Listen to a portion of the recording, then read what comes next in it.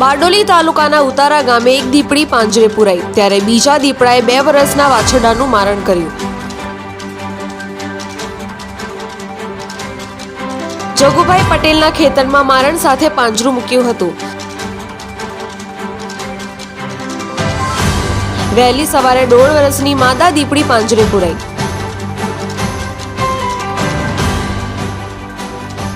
દીપડી પાંજરે પુરાતા ગ્રામજનોમાં હાશકારો.